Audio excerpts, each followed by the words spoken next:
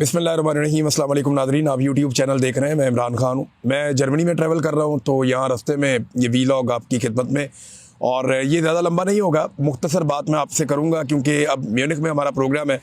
मैं उधर जा रहा हूँ। मे बी जब आप ये वीलॉग सुने उस वक्त हमारा प्रोग्राम चल रहा हो या ख़त्म हो रहा हो, और इसके बाद फिर हम जाएंगे डेनमार्क में। डेनमार्क में भी एक प्रोग्राम है ह्यूमन राइट्स के हवाले से। पाकिस्तान के अंदर जो मैंडेट के साथ किया गया, जो ह्यूमन राइट्स की वायलेशन हो रही है, जो फ्रीडम ऑफ स्पीच है, हमें सबको अपने अपने तौर पे आवाज़ उठानी है और ज़ोर लगाना चाहिए। मैं अपने हिस्से की ड्यूटी कर रहा हूँ। नादरीन, एक तो ये जो पाकिस्तान की अफवाज हमेशा से ये कहती हैं कि हमारा सियासत में कोई किरदार नहीं है। सियासत में इतना घटिया किरदार कभी हमने देखा ही नहीं था फ़ौज का, जो अब हम देख रहे हैं। यानी डिक्टेटर्स के अदवार में भी कुछ थोड़ा बहुत कुछ चीज़ें, कुछ ओले बाकी रह जाते थे, अब तो वो भी नहीं रहे। और फ़ौज का सियासत के अंदर किरदार सबको दिखाई दे रहा है। एक आम अब फ़ौजी का बेचारे का इसमें कोई लेना देना नहीं है। मेरे जितने फ़ौजी दोस्त हैं, भाई हैं, जो बॉर्डर्स पे खड़े हैं, जो बेचारे ड्यूटीज़ दे रहे हैं अपने अपने ऑफिस के अंदर या अपने अपनी छावनियों के अंदर, मैं उन सब से माजरत चाहता हूँ अगर उनका दिलदारी हो। लेकिन ये मैं इदारे की बात कर रहा हूँ कि बतौर इदारा जो है वो इसको मिलिट्री एस्टेब्लिशमेंट ने इस्तेमाल किया घटिया सियासत के लिए, और वो लगातार अपने फ़ायदों के लिए इस्तेमाल कर रहे हैं। फ़ायदा किसे होता है? फ़ायदा हो जाता है एक जर्नैल को, फ़ायदा हो जाता है एक ऐसे जर्नैल को जो बुज़दिल है, जो डर जाता है, जो परेशान हो जाता है, वो फ़ायदा उठाता है, कभी मार्शल लॉ लगा देता है, कभी कोई और घटिया हरकत करता है। लेकिन इसका नुकसान किसे होता है? मेरे ख्याल में पाकिस्तान से ज़्यादा नुकसान इसका इदारे को होता है। उस इदारे को जिसको एक प्रोफेशनल इदारा होना चाहिए, उस इदारे को जिसका काम सिर्फ हिफाजत करने का है, और उस इदारे को सियासत जैसी चीज़ के अंदर इन्वॉल्व नहीं होना चाहिए और ऐसी घटिया सियासत कर दी नहीं चाहिए। देखिए, आसिफ मुनीर साहब ने ना एक बहुत बड़ी गलती भी कर दी है।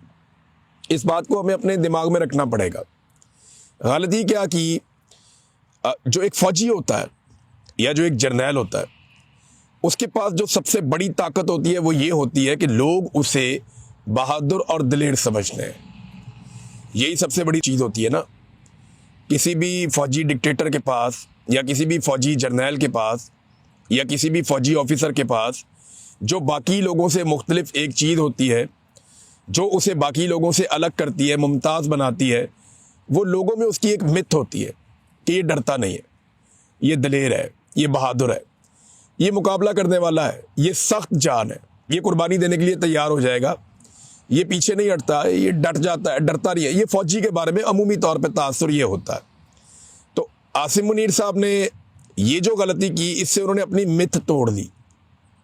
वो जो एक बहादुरी वाली मिथ है ना, वो उन्होंने खुद ही तोड़ ली अपनी, और ये अपने आप को बहुत बड़ा डैमेज किया उन्होंने। ISPR बेचारा नगमे बना बना के वो थक जाते हैं, वो बहादुरी के किस्से बता बता के थक जाते हैं। फ़ौजी कुर्बानियाँ दे रहे हैं, बॉर्डर पे शहीद हो रहे हैं। इतनी बहादुर फ़ौज का क्या कोई इतना बुज़दिल सपा सलार हो सकता है कि वो इस्तिस्ना मांग ले? कौन सा हमारा मुस्लिम तारीख उठाकर देख ले, कौन सा जर्नैल है जिसने इस्तिस्ना मांगी थी? इस्तिस्ना तो कोई नहीं मांगता। हज़रत खालिद बिन वलीद रज़ियल्लाहु तआला अन्हु का मामला सीधा हज़रत बिलाल आए और वहीं पे हो गया, और जो उनके साथ हुआ वो सारी दुनिया में तारीख की किताबों में लिखा हुआ है। उन्हें माजूल कर दिया गया, हटा दिया गया उनके ओहदे से। क्या उनसे बेहतर जर्नैल है कोई? बेशुमार और मुसलमानों के तो तारीख बड़ी बड़ी है, लड़ने वालों से, जर्नैलों से, बड़े बड़े शानदार लोग थे। लेकिन इस्तिस्ना किसने मांगा था? इस्तिस्ना तो मांगता है डरा हुआ आदमी, इस्तिस्ना तो मांगता है बुज़दिल आदमी, जिसके दिल में चोर होता है। यानी जिसके दिल में चोर नहीं है, जिसे कोई डर नहीं है। यानी मैंने कल एक हॉल में इतने लोगों से पूछा आपको इस्तिस्ना चाहिए? उन्होंने कहा नहीं चाहिए। मैंने कहा जी क्यों नहीं चाहिए? उन्होंने कहा जी इसलिए नहीं चाहिए कि हमने कुछ किया ही नहीं, हमें किसी का खौफ ही नहीं है। लेकिन आपके आर्मी चीफ की वो मिथ, जो एक वो कैरी उनको करना चाहिए था, बदकिस्मती से उन्होंने अपनी ये मिथ तोड़ दी है। फ़ौज की या फ़ौजी की सबसे बड़ी जो ताकत होती है वो उसका दलेर होना, जो लोग समझते हैं कि वो दलेर है, वो होती है। आज आसिम मुनीर साहब ने अपनी वो मिथ गवा दी है, और ये मिलिट्री एस्टेब्लिशमेंट की घटिया आइडियाज़ थे कि इमरान खान से बचना है या सियासतदानों से बचना है, तो बचने के लिए आपको इस्तिस्ना ले लेना चाहिए, वो भी ताहयात। ये बड़ी वाहियात तजवीज़ थी जिसने भी दी थी, लेकिन फ़िलहाल दे दी देने वाले ने। सदर पाकिस्तान के लिए वो मांग रहे थे जी पूरी ज़िंदगी का सदर पाकिस्तान का भी इस्तिस्ना, यानी जितनी देर वो सदर रहेगा, सदर के ओहदे पे रहेगा, तब तक के लिए उसके जो कारनामे हैं या उसके जो मामलात हैं उनमें उसको इस्तिस्ना मिलता है। ये तो एक चले लिखी पड़ी पुरानी बात है। हमें तो उस पर भी एतराज़ था कि यार इस्तिस्ना होता क्या है, आप किसी आदमी को क्यों दे सकते हैं कि भाई अब कानून से बालातर हो गया इसलिए कि क्योंकि ये सदर बन गया है, इसको मुंतखब कर दिया गया है, अवामी नुमाइंदा होता है ना, अवाम के ज़रिए से ही आता है, तो ये कैसे हो सकता है कि आप उसे इस्तिस्ना दे दें। लेकिन दिया, ठीक है, कौम अभी उसको हज़म कर रही थी, अचानक पता चला जी सिर्फ उसकी नौकरी के दौरान नहीं होगा जी, हम ताहयात लेना चाहते हैं, ये वाहयात चीज़ जो है वो ताहयात लेना चाहते हैं कि जब तक सदर मर नहीं जाएगा तब तक उसको इस्तिस्ना हासिल रहेगा। आपको पता है इन्होंने मुस्तकबिल में किस चीज़ का दरवाज़ा खोल दिया, मैं आपको भी बताता हूँ। किसी भी करप्ट और बेईमान और फ्रॉडिये बंदे ने वज़ीर आज़म पाकिस्तान बन के मुल्क का बेड़ा गर्क करना है ना और लुट मार करनी है, तो उसको चाहिए पहले एक दिन के लिए सदर पाकिस्तान बन जाए। समझ आइए आपको मेरी बात, फिर उसको ताहयात इस्तिस्ना रहेगा। यानी नवाज शरीफ को ये एक दिन के लिए सदर पाकिस्तान बनाए, उसके बाद जिस दिन तक नवाज शरीफ साहब इंतकाल नहीं फरमाएंगे उस दिन तक नवाज शरीफ साहब को इस्तिस्ना रहेगा, जितनी मर्जी लुटमार करें, ना कोई एवन फील्ड अपार्टमेंट्स का पूछ सकता है, ना कोई पनामा लीक्स का पूछ सकता है, ना कोई और सवाल कर सकता है।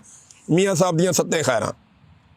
कोई भी आदमी, बिलावल जरदारी को वज़ीर आज़म बनाने से पहले आसिफ जरदारी को ये चाहिए कि एक दिन के लिए बिलावल जरदारी को पहले सदर बना दें, ताकि सारी ज़िंदगी के लिए बिलावल के ऊपर कोई मुकदमा ना हो सके। ज़िंदगी भर का इस्तिस्ना मिल गया ना। इसी तरह जो आपका ये वज़ीर आला जिनको बनाते हैं सिंध का, या जो अपने इनके करीबी लोग हैं, उन सबको एक एक दिन के लिए सदर बनाएं और सारी ज़िंदगी का इस्तिस्ना उनको दिलवा दें। कैसा रास्ता खोला इन्होंने, आप ये देखें। ये माफियाज हैं और ये अपने लिए रास्ता बनाते हैं। इस पूरी तरमीम में आम आदमी के लिए क्या, आगे चल के हम बात करते हैं। शहबाज शरीफ साहब जनाब आज़रबाईजान से आए और आकर उन्होंने ट्वीट दागा। कहते हैं जी आज़रबाईजान से वापसी पर मुझे बताया गया कि मेरी पार्टी के चंद सेनेटर्स ने वज़ीर आज़म के इस्तिस्ना के हवाले से तरमीमी शिक सेनेट में पेश कर दी, जो काबीना से मंजूर शुदा मुसवदे में शामिल नहीं थी। मुअज़्ज़िज़ सेनेटर्स के खलूस का शुक्रिया अदा करते हुए मैंने उन्हें यह तरमीम फिलफौर वापस लेने की हदायत की है। मुंतखब वज़ीर आज़म यकीनन कानून और अवाम की अदालत में जवाबदेह है। एक तो शहबाज शरीफ साहब ने इस ट्वीट में दो बातें बिल्कुल गलत की हैं, फैक्चुअली रॉन्ग है। मुंतखब वज़ीर आज़म का लफ्ज़ जो उन्होंने इस्तेमाल किया, तो शहबाज शरीफ साहब आप मुंतखब वज़ीर आज़म नहीं है। आपको 17 सीटें मिली थी और पाकिस्तान की मिलिट्री एस्टेब्लिशमेंट ने, आसिम मुनीर वगैरह ने, इन सब ने मिल के आपको इलेक्शन कमीशन ऑफ पाकिस्तान के साथ आपकी सीटों में इजाफा किया। आपको जाली फॉर्म 47 दिलवाए गए, जिसके बाद आपको मिल गया इक़्तिदार। अब आप आ गए इक़्तिदार में और ये जाली इक़्तिदार है और इसके ऊपर आप कब्जा करके बैठे हुए हैं। तो नंबर एक, आप तस्हीह फरमा लें कि आप मुंतखब वज़ीर आज़म नहीं हैं और ये बात पूरा पाकिस्तान, बच्चा बच्चा पाकिस्तान का जानता है। नहीं यकीन आता, बाहर निकलो, पूछो लोगों से, लोग आपको बता देंगे। दूसरा, एक चीज़ और ध्यान में रखें कि इन्होंने कहा कि कानून और अवाम की अदालत में जवाब दे। पाकिस्तान में तो अदालतें ही ख़त्म हो गई हैं, कौन सी अदालत में जवाब दे? क्या किसी वज़ीर आज़म को अब किसी अदालत में जाकर जवाब देना पड़ेगा? इंसानी हकूक़ का मकबरा बना हुआ है सुप्रीम कोर्ट ऑफ पाकिस्तान के बाहर। अमली तौर पे अदालतें ख़त्म हो गई हैं। अब उन जजों पर मुश्तमिल एक आईनी अदालत बनाई जाएगी, जिन जजों को कौन बनाएगा? सियासतदान बनाएंगे। सियासतदानों के चुने हुए पसंदीदा जजेस को इकट्ठा करके एक आईनी अदालत कायम की जाएगी और वो आईनी अदालत ये वज़ीर आज़म को सुनेगी या उसको अकाउंटेबल करेगी। अदालतें तो बिल्कुल गैर मुअस्सिर हो गई हैं। अदालतों की तो अब टके की औकात नहीं रही। नंबर एक, ना तो आप वज़ीर आज़म हैं, ना इस मुल्क में 26वीं 27वीं तरमीम के बाद कोई अदालतें बाकी बची हैं। ये बात तो कर लें आप क्लियर। दूसरा ना, ये शहबाज शरीफ साहब की और इनकी फैमिली की पुरानी वारदात है। ये पहले अपने लोगों के ज़रिए से गेम डालते हैं कि यार ये भी कर दो, मैनू भी सारी ज़िंदगी आस्ते फ़ारग करा दो, यानी मुझे भी पूरी ज़िंदगी के लिए आप इस्तिस्ना ले दें, मेरे लिए आप ये काम कर दें। तो पहले तो खुद ही वारदात डलवाते हैं, लेकिन जब पता चलता है कि ये वारदात उल्टी पड़ने लगी है तो फिर फौरी तौर पे उल्टे पाँव पीछे भाग जाते हैं। हुआ क्या, कहानी सुनिए। हुआ ये कि जब ये लेकर आए ना तजवीज़, तो इसके ऊपर कुछ सेनेटर्स बैठे, उन्होंने कहा जी तुसी अपना जरदारी बचा रहे हो, तो तुसी अपना जरदारी छुड़ा रहे हो कि जनाब ता क़यामत या ता हयात जरदारी साहब को कोई ना पूछे और जो बाकी सदूर हैं उनको भी कोई ना पूछे, और गवर्नर्स की भी आप तजवीज़ लेकर आ रहे हैं। तो ये जो हरकतें आप कर रहे हैं, तो हमारा वज़ीर आज़म सोतेला, हमारे वज़ीर आज़म को भी इसी तरह की कोई शिक उनकी भी शामिल करें। तो फ़ारूक एच नाइक ने वहाँ पे बताया, कानूनदाद है, उन्होंने बताया कि जनाब ये तरमीम अगर आप ऐसे करेंगे ना तो इसका फ़ायदा इमरान खान को भी होगा, फिर इमरान खान भी बाहर आ जाएगा। जंग ग्रुप ने इसको शामिल भी किया है। चलें, ये कर सकते थे कि तरमीम जनाब आइंदा से होगी, अब के बाद जो वज़ीर आज़म रिटायर होगा या उसका मुद्दत पूरी होगी या वो ओहदे से हटेगा तो उसके बाद वो ताहयात ये वाहयात सहूलत उसको मैसर रहेगी इस्तिस्ना वाली। तो ये ऐसे भी कर सकते थे, लेकिन फ़ारूक एच नाइक ने कहा जी इसका इमरान खान को भी फ़ायदा होगा, ये किस तरफ आप चल पड़े हैं। और अदालतों के अंदर तो दमखम रहा ही नहीं। कौन सी अदालत है इस वक्त, किसकी जुर्रत है जज की कि वो बुला के हुकूमत से कोई बात पूछ ले। लिहाजा वो फिर उन्हें सुकून हो गया। नाज़रीन, एतदाद हसन साहब ने इसमें एक स्टेटमेंट दिया, बड़ा इंटरेस्टिंग है। एतदाद ये इन्होंने वारदात डाली, खुद ही शामिल करवाया और खुद ही निकलवा लिया बाद में, और इसके ऊपर पब्लिक का रद्दअमल भी बहुत आना था। वैसे तो पब्लिक का रद्दअमल बहुत सारी चीज़ों पे आ रहा है, लेकिन रद्दअमल की आजकल परवाह कौन करता है। पहले शामिल करा लो, फिर नोटिस ले लो और फिर हीरो बन जाओ। तो हीरो तो अब ये कभी नहीं बनेंगे, कौम ने इनको ज़ीरो बना दिया है। नाज़रीन, एतदाद हसन साहब कह रहे हैं कि फ़ौज बहुत डरी हुई है इमरान खान से कि एक शख्सियत को पूरी ज़िंदगी के लिए पाकिस्तान के कानून से बाला कर दे। अब तो सदर से भी ज़्यादा मजबूत ओहदा बन गया फील्ड मार्शल का, उनके बारे में कह रहे हैं। ये यूँ नहीं होता, जो नए आते हैं वो पिछले को उखाड़ के जाते हैं। इनका हर मंसूबा नाकाम हुआ है। हर वो कानून और तरमीम जो बिना किसी बहस के पास होती है वो कभी देर पा नहीं होती। ये एतदाद हसन साहब ने भी कहा। अब नाज़रीन, मेरी ना पाकिस्तान के मौलवियों से एक सवाल है। ये ताहिर अशरफी वगैरह जो इस किस्म के मौलवी हैं, मुफ्ती मुनीब हो गया या जो सरकारी मुल्ला है, मेरा इनसे एक सवाल है और सादा सवाल है कि क्या एक सिपा सलार का इस्तिस्ना लेना ऐन आईनी है या गैर आईनी है? इस सवाल का जवाब देते हैं। मैं मौलवियों से जानना चाहता हूं कि मौलवी मेरी रहनुमाई करें, क्या सिपा सलार का इस्तिस्ना लेना कि वो सारी ज़िंदगी कुछ भी करता फिरे।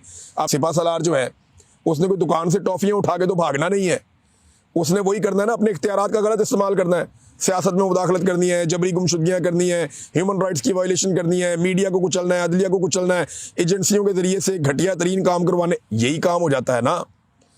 तो मुझे जो पाकिस्तान के हमारे उलमा इकराम हैं वो ये बताएं, या अगर पाकिस्तान से बाहर भी हैं कोई तो वो रहनुमाई करें कि क्या कोई सिपा सलार इस्तिस्ना ले सकता है कि मैं कुछ भी करूं, मेरे ऊपर किसी कानून का इतलाक नहीं होगा, बाकी तमाम पाकिस्तानियों के लिए ये कानून लागू होगा, मेरे ऊपर ये कानून लागू नहीं होगा। ये ज़रा मौलवी हजरात मुझे बताएं जो बहुत उछल उछल के तकरीरें करते हैं, ख़ास तौर पे ताहिर अशरफी, मुफ्ती मुनीब, और हमें रहनुमाई अगर दें जो बहुत बड़े हमारे जामिया बनूरिया के जो आलम दीन है वो हमें बता दें। बहुत सारे और मुफ्ती रागिब नईमी साहब हैं वो बता दें, और बहुत सारे दोस्त हैं जो बताना चाहें वो ये बताएं कि जनाब इस इस्तिस्ना को होना चाहिए या नहीं होना चाहिए, और इसके ख़िलाफ़ कोई अगर आवाज़ उठानी है तो फिर मौलवियों को भी आवाज़ उठानी चाहिए। एक और बड़ी इंटरेस्टिंग चीज़ नाज़रीन हो रही है, और वो इंटरेस्टिंग चीज़ पता क्या हो रही है, सोशल मीडिया के ऊपर ना पाकिस्तान के बहुत सारे सहाफ़ी, बहुत सारे एक्टिविस्ट और आम जो सारिफ हैं वो निकाल के ना जर्नैलों की और डिक्टेटरों की दास्तानें फील्ड मार्शल साहब को सुना रहे हैं। इस वक्त उन्हें सुनाई नहीं देगा, रिटायरमेंट के बाद उनके पास बहुत टाइम होगा, जब वक्त बदलेगा तो उनके पास बहुत टाइम होगा, तब ये मवाद देखते रहें। लेकिन लोग निकाल के सुना रहे हैं और दिखा रहे हैं कि जनाब ये डिक्टेटर था, देखो इसकी क्या हालत हुई, ये डिक्टेटर था, इसकी क्या हालत हुई। पाकिस्तान में चारों डिक्टेटर्स के साथ क्या हुआ, और उसके बाद से लेकर अब तक दुनिया में जो डिक्टेटर्स हैं जिन्होंने कवानीन अपने मुताबिक बदल लिए, जिन्होंने सारी सहूलतें हासिल करके ताकत सारी अपने पास इकट्ठी कर ली, उन तमाम डिक्टेटर्स की क्या दुर्गत बनी और उनके साथ क्या हुआ, ये सारा कुछ जो है ये उनको बताया जा रहा है, रिकॉर्ड के ऊपर रखा जा रहा है। एक और इंटरेस्टिंग बात कि शहबाज शरीफ ने तो जनाब बड़ा हीरो बनने के चक्कर में ना, और सामने आ गए जनाब कोई मसला ही नहीं है, मुझे इस्तिस्ना नहीं चाहिए। तो शहबाज शरीफ साहब को एक सवाल है कि अगर आपको इतनी गैरत आ गई है या आपको लगता है कि ये आपकी गैरत गवारा नहीं करती कि जवाबदेह होना चाहिए, तो क्या सदर पाकिस्तान को जवाबदेह नहीं होना चाहिए? क्या पाकिस्तान के एक सरकारी ऑफिसर को जिसका 22वां ग्रेड है, वो आर्मी चीफ है, उसको जवाबदेह नहीं होना चाहिए? मेरा ब्यूरोक्रेसी से सवाल है और बाकी सारे इदारों से कि अगर आप सारे जवाब देते हैं तो ये क्यों नहीं जवाब देते? यानी आसिम मुनीर साहब को जवाब देने में ऐसा क्या गलत किया आसिम मुनीर साहब ने कि वो आप जवाब नहीं देना चाहते? सवाल तो ये है ना कि आपसे ऐसी कौन सी गलती होगी या आपने ऐसे कौन से गलत काम किए जिनकी वजह से आपको ये इस्तिस्ना लेना पड़ रहा है कि मुझे कोई सवाल ही ना करे, मुझे जवाब ना देना पड़े। बाकी सारा पाकिस्तान जवाबदेह है और आप अकेले जवाबदेह नहीं है। एक तो उलमा जो है वो इसके बारे में बताए, और दूसरा क्या जिस तरह शहबाज शरीफ साहब ने मुजाहरा किया जुर्रत का कि जनाब मैं नहीं लेता इस्तिस्ना, ऐसे क्या फील्ड मार्शल ये जुर्रत का मुजाहरा करेंगे और जरदारी साहब जुर्रत का मुजाहरा करेंगे? देखिए मेरी राय में ना इस वक्त आसिम मुनीर साहब को ना खुद 3 चीज़ें ख़त्म कर देनी चाहिए। नंबर 1, उन्हें इस्तिस्ना से दस्तबरदार होना चाहिए कि मुझे नहीं चाहिए। नंबर 2, जो ताहयात मुराआत हैं उससे भी उनको दस्तबरदार होना चाहिए कि मुझे नहीं चाहिए। नंबर 3, जो उनको निकालने का तरीक़ाकार बदला जा रहा है वो भी उनको दस्तबरदार होना चाहिए कि मुझे नहीं चाहिए। वरना पता है क्या, लोग उन्हें तारीख़ में एक बुज़दिल जर्नैल के तौर पे याद रखेंगे। और मेरा नहीं ख्याल कि एक जर्नैल बनने का आपको कोई फ़ायदा होता है अगर आपके साथ ये लफ्ज़ लग जाए तो इस एक टैग से बचने के लिए, देखिए ना, आज आप आर्मी चीफ़ हैं, आपकी मौज लगी हुई है, सारे आपको अच्छी अच्छी बातें सुनाते हैं, इधर से आता है कोई सलूट मारता है, कोई उधर से आता है सलूट मारता है, जो आता है अच्छी से अच्छी कहानी सुनाता है। आपकी गेम चुक के रखी हुई है आज सारों ने, लेकिन एक वक्त आएगा फिर आप ये नहीं रहेंगे जो आप आज हैं। तो उस वक्त लोग आपको तारीख़ में क्या याद रखेंगे? आप तारीख़ में अपने आप को एक बुज़दिल आदमी के तौर पे क्यों याद रखना चाहते हैं? अगर आपने कुछ गलत किया, आपको जेल काटनी पड़े तो काटें जेल। लोग आपको दलेर आदमी, तो देखिए परवेज़ मुशर्रफ अब दुनिया में नहीं है, लेकिन लोग उसको बहुत बुज़दिल आदमी नहीं समझते थे। लोग कहते थे ठीक है यार, बुज़दिल नहीं था वो उस तरह से। लेकिन जो आप कर रहे हैं कि मैं बच जाऊं, मैं अदालतों में ना जाना पड़े, मेरे ऊपर कोई केस ना हो जाए, मुझे कोई सवाल ना पूछ ले, या ये ह्यूमन राइट वॉलेशन मेरे आगे ना आ जाए, वो देखें पाकिस्तान में नहीं आएंगी, पाकिस्तान से बाहर आ जाएंगी। दुनिया बहुत बड़ी है, बैनुल-अक़वामी सतह पे भी लोग केस कर सकते हैं। तो ये आर्मी चीफ को खुद ये ख़त्म कर देना चाहिए मामला, वरना तारीख़ उन्हें कोई अच्छे अल्फाज ये या अलकाब से याद नहीं रखेगी। नाज़रीन, हम बहुत सारे लोगों को सहाफ़ी समझते रहे, वो पता नहीं क्या निकला है, मैं तो हैरान होता रहता हूँ। सुहेल बड़ाई साहब का आप ये सुने, वो कहते हैं जी आइन जामद नहीं होते, उन्हें वक्त के साथ साथ बदलना पड़ता है। तो बड़ाई साहब आपकी बात ठीक है, आइन को वक्त के साथ साथ बदलना पड़ता है, लेकिन आइन को शख्सियात के लिए ज़रूरत के साथ साथ नहीं बदलना होता। वक्त के साथ आप आइन को तब्दील कर सकते हैं, ज़रूरत के साथ तब्दील नहीं कर सकते। आइन कोई कमोडिटी नहीं है, आइन कोई ऐसी चीज़ नहीं है कि फ़र्द वाहिद के लिए इसका कान मरोड़ दिया पकड़ के या इसका बाजू मरोड़ दिया पकड़ के। ये ज़्यादती है, ये गलत बात है। अगर सहाफ़त करनी है तो पूरी बात हमें सबको करनी चाहिए कि जनाब फ़र्द वाहिद के लिए जब आप ये चीज़ें करते हैं तो तारीख़ भी इसको गलत समझती है और इसके असरात भी गलत आते हैं। अवाम को क्या मिला इस आइनी तरमीम में? कभी सोचा आपने? क्या कोई आइनी तरमीम होती है ऐसी जिसमें अवाम को सेहत, उनकी तालीम, बुनियादी ज़रूरियात, जो भी उनके हुकूक़ हैं, जो आइनी हुकूक़ है, जो इंसानी हुकूक़ है, जो इंसाफ की सहूलत है, कोई एक चीज़ अवाम को मिल जाए? कुछ भी नहीं। ना लोगों के लिए इस आइन में रोटी है, ना कपड़ा है, ना मकान है। ना लोगों के लिए इस आइन में इज़्ज़त है, ना इंसाफ है। लोगों के लिए तो इस आइन में कुछ भी नहीं है, और अगर कुछ आइन में लिखा भी है तो उस पर तो कभी अमल दरामद होता ही नहीं है।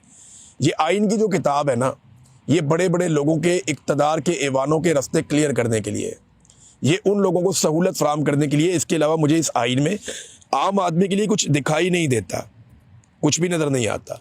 ह्यूमन राइट्स वाले चुप हैं, वकला तंजीमें चुप हैं अभी तक, इंसानी हकूक़ वाले इसके ऊपर कोई किसी किस्म की बात नहीं कर रहे, और जो सियासी लोग अपने आप को बड़ा चैम्पियन समझते थे वो सहूलतकार बने हुए हैं। और सबसे ज़्यादा मुझे मज़ा आया ANP की सियासत तबाह होने का, यानी एमल वली खान कैसे उछल उछल के जर्नैलों की ख्वाहिशात पूरी करते हैं। बादशाह खान की सियासत को शायर दस्तूर पे फ़रोख्त कर दिया इस आदमी ने।